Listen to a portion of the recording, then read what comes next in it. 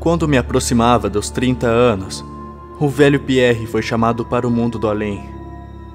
Sozinho, sepultei-o sob as pedras do pátio por onde ele gostava de caminhar. Assim, fui deixado a pensar sobre mim mesmo como a única criatura humana dentro da grande fortaleza.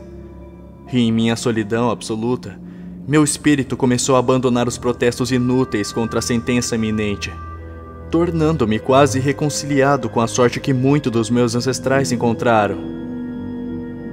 Muito do meu tempo era agora ocupado na investigação dos salões e torres abandonados do velho castelo em ruínas, de onde o medo na juventude me afastara. Alguns dos quais, o velho Pierre me dissera, não eram tocados por pés humanos há mais de 4 séculos. Estranhos e intimidantes eram muitos dos objetos que eu encontrei. Os móveis, cobertos com o pó dos séculos e deteriorados com o lodo da umidade contínua, encontraram meus olhos.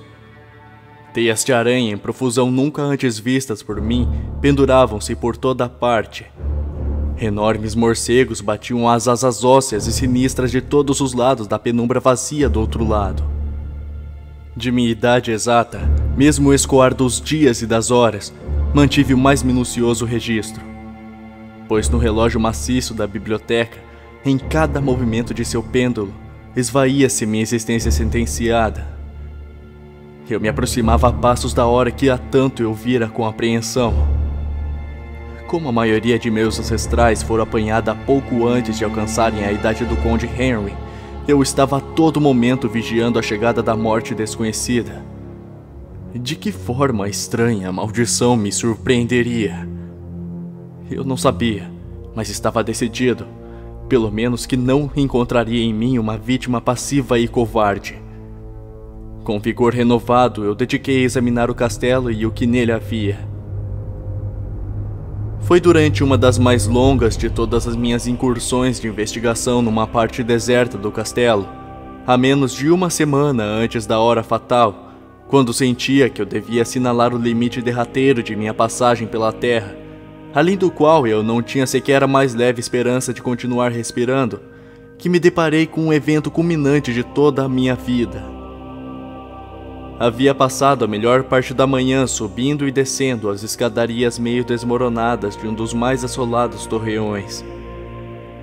À medida que a tarde avançava, eu buscava os níveis mais baixos, descendo até o que parecia ser tanto uma masmorra medieval quanto um depósito de pólvora mais recentemente escavado. Quando atravessava vagarosamente as galerias cobertas de salitre ao pé da última escadaria, o piso tornou-se muito úmido. E logo vi pela luz de minha tocha bruxuleante que uma parede opaca e coberta de umidade impedia a minha jornada. Virando-me para retomar meus passos, meus olhos encontraram um alçapão com uma argola ali bem debaixo dos meus pés.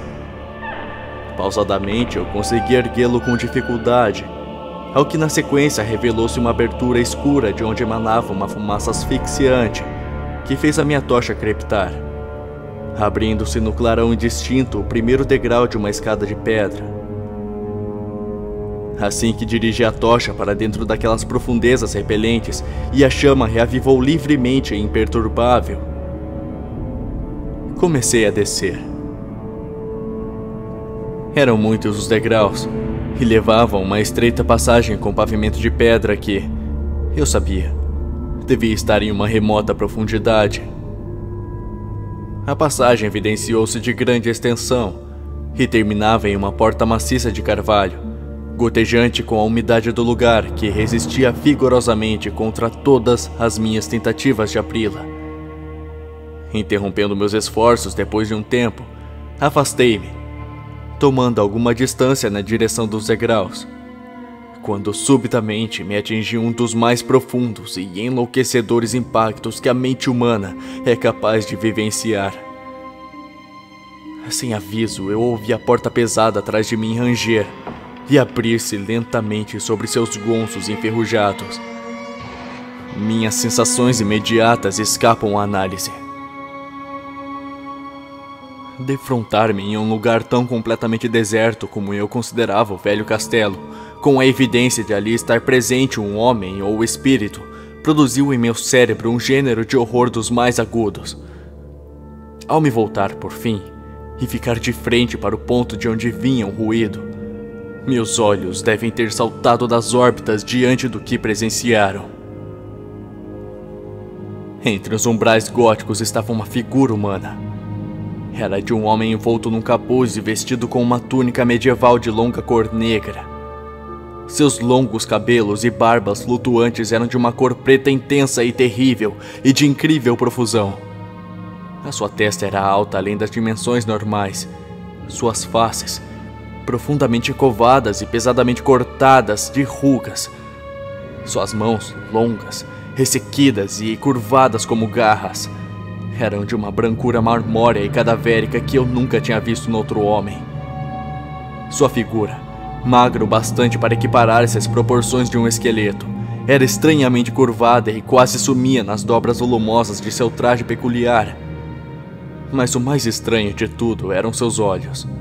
Cavernas gêmeas de negrume abissal, profundos na expressão do conhecimento, porém inumanos em grau de perversidade. Estavam agora fixos em mim, perfurando minha alma com o seu ódio e pregando ao lugar onde eu estava. Por fim, a figura falou numa voz retumbante, cuja natureza obscura, cavernosa e de malevolência latente me causaram arrepios. A linguagem em que tecia seu discurso era aquela forma corrompida de latim, usada entre os homens mais instruídos da Idade Média. Familiar para mim, em virtude dos meus estudos prolongados das obras dos velhos alquimistas e demonólogos. A aparição falava da maldição que pairava sobre a minha casa. Falou-me de meu fim próximo. Estendeu-se sobre o crime cometido por meu ancestral contra o velho Michel Mauvais e regozijou-se com a vingança de Charles de Saussure. Ele contou como o jovem Charles tinha escapado na noite, retornando depois de anos para matar o herdeiro Godfrey com uma flecha, exatamente quando ele se aproximava da idade que tinha seu pai quando assassinado. Disse também como ele tinha retornado secretamente aos domínios da família, e se fixado lá incógnito na câmara subterrânea, até então abandonada, cuja porta agora emoldurava um medonho narrador. E também como ele tinha agarrado Robert, filho de Godfrey, num campo, despejando veneno por sua garganta, e como o abandonar ali a morrer com a idade de 32 anos, conservando desse modo as danosas prescrições da maldição vingativa. A essa altura, foi-me permitido imaginar a solução do maior mistério de todos. Como a maldição vinha se cumprindo desde o tempo em que, mediante o decurso natural das coisas, Charles de Saussure deve ter morrido, pois o homem entrava a discorrer sobre os estudos alquímicos profundos dos dois bruxos, pai e filho, falando mais particularmente das pesquisas de Charles de Saussure a respeito do elixir que garantiria, a quem bebesse, vida e juventude eternas. Pareceu, naquele momento, que o entusiasmo tinha removido o ódio de seus olhos terríveis, que a princípio marcara tanto. Mas de repente, o clarão diabólico retornou, e com um som repelente como o silvo de uma serpente, o estranho levantou um frasco com a evidente intenção de pôr fim à minha vida, como Charles de Saussure 600 anos antes fizera com meu ancestral. Impelido por uma espécie de autodefesa e instinto de preservação, rompi completamente o feitiço que até então me mantivera imobilizado e arremessei minha tocha, então esmorecida, na criatura que ameaçava dar fim à minha vida. Ouvi o frasco se quebrar contra as pedras da passagem, enquanto a túnica do estranho homem se incendiava, iluminando a cena horrenda com um resplendor fantasmagórico. O grito de terror e maldade impotente, lançado pelo provável assassino, exigiu demasiado de meus nervos já abalados, e eu desabei no chão lodoso, completamente desfalecido.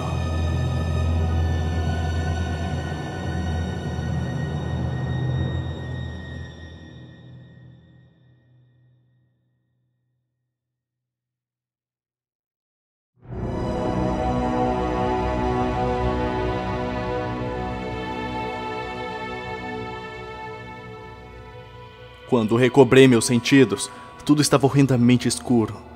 E lembrando-me do que havia acontecido, meu ânimo recuou diante da ideia de perscrutar ainda mais. Apesar disso, a curiosidade sobrepuja tudo. Quem, perguntei-me, era aquela criatura do mal e como passara para dentro da muralha do castelo? Por que ele procuraria se vingar da morte do pobre Miquel Mauvais? E de que maneira a maldição tinha se arrastado por todos os longos séculos, desde os tempos de Charles Le Saucier? O pavor da idade fora retirado dos meus ombros, pois eu sabia que aquele a quem tinha rendido era a fonte de todo o risco que por meio da maldição me ameaçava. Agora que eu estava livre, extinguia-se o desejo de aprender mais sobre os fatos sinistros que tinham perseguido a minha linhagem durante séculos e tornar a minha juventude um longo e contínuo pesadelo. Determinado a continuar a investigação, tateei os bolsos em busca de uma pederneira e acendi a tocha que trouxera comigo e não usara. Primeiramente, a luz nova revelou a forma distorcida e enegrecida do misterioso estranho. Os horrendos olhos estavam fechados. Repelindo essa visão, voltei-me, entrando na câmara além da porta gótica. Ali eu encontrei o que parecia muito com um laboratório de alquimia. Em um canto havia uma imensa pilha de metal amarelo brilhante que lampejava esplendidamente na luz da tocha. Devia ser ouro, mas não me detive a examiná-lo, pois estava estranhamente afetado pelo que eu tinha passado. Na extremidade mais afastada da câmara havia uma abertura que dava para uma das muitas ravinas agrestes da Floresta Sombria. Eu fiquei muito surpreso, mas agora eu compreendo como o homem obtivera acesso ao castelo. Me preparei para regressar. Pretendia desviar o rosto ao passar pelos restos mortais do estranho, mas quando me aproximei do corpo, pareceu-me ouvir um som débil que vinha dele, como se a sua vida ainda não estivesse completamente extinta. Consternado, virei-me para examinar a figura carbonizada e ressequida no chão. Então, simultaneamente, os horrendos olhos, ainda mais negros até mesmo que o rosto queimado onde eles assentavam, se escancararam com uma expressão impossível de elucidar. Os lábios rachados tentaram articular palavras que eu não pude entender bem. Em certos momentos captei o nome Charles Le Saucier e outra vez julguei que daquela boca retorcida tinham saído palavras anos e maldição. Estava ainda atordido para juntar o fio e o sentido da sua fala desconexa. Ante a minha evidente ignorância a respeito do que ele dizia, os olhos de Negro Piche uma vez mais relampejavam malevolosamente para mim. Até que, percebendo quão desamparado estava meu oponente, estremeci enquanto observava.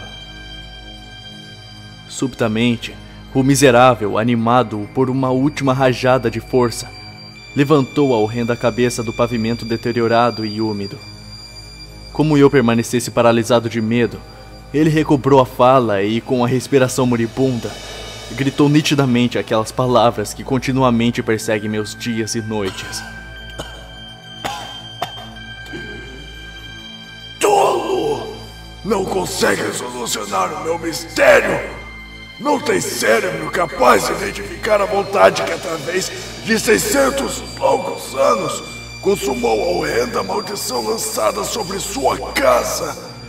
Não lhe falei sobre o grande elixir da vida eterna. Não sabe como o mistério da alquimia foi esclarecido? Eu direi a você, fui eu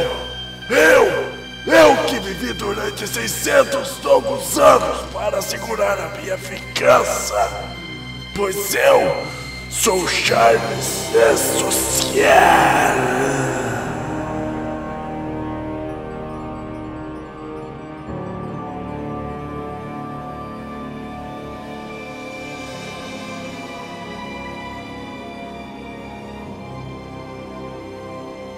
Havia estudado além do costume de sua classe, buscando algo como a pedra filosofal ou o elixir da vida eterna.